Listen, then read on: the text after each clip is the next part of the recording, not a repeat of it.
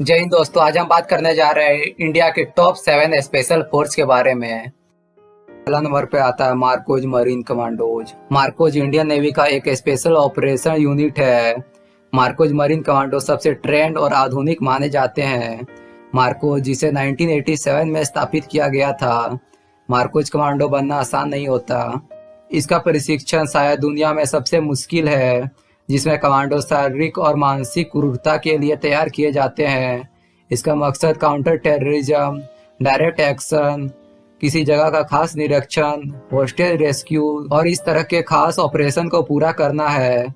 देश के ये कमांडो जमीन, समुद्र और हवा में लड़ने के लिए पूरी तरह सक्षम होती है। मार्कोज को यूएस नेवी के स्पेशल फोर्स सील की तरह ट्रेंड किया जाता है। मार्कोज ने कारगिल वार, ऑपरेशन लीच, ऑपरेशन स्वान जैसे खतरनाक मिशन को अंजाम दिया है। दूसरे नंबर पे आता है Garud commando force. Indian air force ने 2004 में अपने एयरबेस की सुरक्षा के लिए आसमानी रक्षक गरुड़ फोर्स का स्थापना की थी। गरुड़ फोर्स हवाई युद्ध में माहिर मानी जाती है।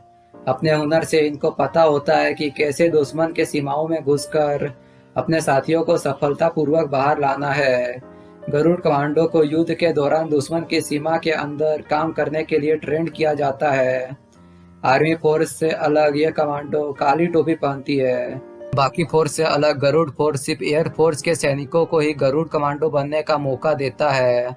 इनकी ट्रेनिंग 72 हफ्तों की होती है, जबकि पूरी तरह गरुड़ फोर्स में शामिल होने के लिए लगभग 3 साल तक का समय लग जाता है।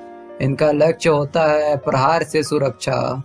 यह हर तरह के प्रहार से देश की सुरक्षा करने के लिए तैयार रहते हैं। Cobra commando. Cobra commando Bharat के सबसे बेहतरीन फोर्स में से एक है। कोबरा फोर्स केंद्र रिजर्व पुलिस बल के स्पेशल फोर्स है। इसे भेष बदलकर दुश्मन पर हमला करने के लिए खास ट्रेनिंग दी जाती है। यह दुनिया के बेस्ट पैरामिलिट्री फोर्सेस में से एक है। इनके लिए इन्हें खास गोरिल्ला ट्रेनिंग दी जाती है। यह घात लगाकर मारने में एक्सपर्ट होते हैं। इन्हें नक्सलियों से लड़ने के लिए भी भेजा जाता है। कोबरा फोर्स के कारनामे हमेशा गुप्त ही रहते हैं। दिल्ली में सांसद और राष्ट्रपति भवन की सुरक्षा के लिए भी इन्हें तैनात किया गया है। घातक फोर्स। घातक फोर्स का काम है भारत थल सेना के साथ काम करना। यह एक 20 लोगों की पलटन होती है, जिसका काम है दुश्मन को चौंकाना और फिर उस पर हमला करना। यह थल सेना के आगे चलकर काम करते हैं, ताकि सेना को आने वाले खतरों का पहले ही पता चल जाए। यह दुश्मन के इलाकों में छापा मारते हुए जाते हैं। यही नहीं, बड़े बड़े जंगी हथियारों से यह दुश्मन को दूर बैठे हुए भी वार कर सकते हैं। कारगिल की जंग में भी इनका सहयोग रहा था। इनकी ट्रेनिंग बहुत ही कठिन व खतरनाक होती है। इन्हें माउंटेन क्लाइंबिंग और 50 से 60 किलोमीटर तेजी से चलने की ट्रेनिंग दी जाती है। इन्हें ट्रेनिंग के दौरान हाथों में बंदूक पकड़कर और पीठ में 20 किलो वजन लेकर मीलों दौड़ाया जाता है। Elite para commandos. Elite para commandos के कमांडोज इजरायली टेओर और असॉल्ट राइफल से लैस होते हैं। इस कमांडो यूनिट का निर्माण भारत और पाकिस्तान के बीच 1965 में हुए जंग के दौरान हुआ था। यह सिर्फ जमीन नहीं, हवा में भी लड़ सकती है। एलाइट पैरा कमांडोज ने 1971 और 1999 में हुए जंग में बहुत अहम भूमिका निभाई थी। पैरा कमांडोज को पैराशूट से कूदकर दुश्मन के इलाकों में अंदर घुसने में महारत हासिल होती है। यह भारत सेना की एकमात्र इकाई है जो अपने शरीर पर टैटू रखने की अनुमति देती है। ऐसा कहा जाता है कि हजारों में से केवल 10 से 20% लोग ही इसकी ट्रेनिंग पास कर पाते हैं। इंडियन आर्मी के ट्रेंड कमांडो दुश्मन को छलने के लिए विशेष ड्रेस का इस्तेमाल करते हैं।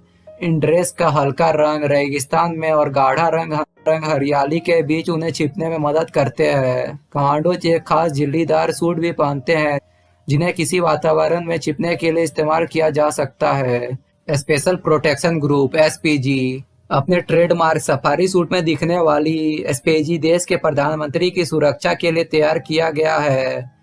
इसका गठन 1985 में पूर्व प्रधानमंत्री इंदिरा गांधी की हत्या के बाद किया गया था। अब इनके कमांडोज फोर्स पूर्व प्रधानमंत्री और उनके परिवार को सुरक्षा प्रदान करते हैं। NSG black cat commando. NSG या ब्लैक कैट कमांडो देश के सबसे ज्यादा प्रसिद्ध स्पेशल कमांडो फोर्स में से एक है। यह फोर्स अपने काम को करने में बिल्कुल भी नहीं हिचकिचाती, फिर चाहे वह दुश्मन को ढूंढकर निकालना हो या फिर देश में घुसे आतंकवादियों को मारना हो। 1984 में इस फोर्स का गठन किया गया था। यह फोर्स सर्वत्र सर्वोत्तम सुरक्षा के लक्ष्य पर काम करती है। 26/11 के मुंबई हमले में बिना किसी मुसीबत में सफलतापूर्वक आतंकियों से निपटने में इन कमांडो का बहुत बड़ा हाथ था। ऑपरेशन ब्लू स्टार जैसे बड़े मिशन को इस फोर्स ने बड़े समझदारी से संभाला था।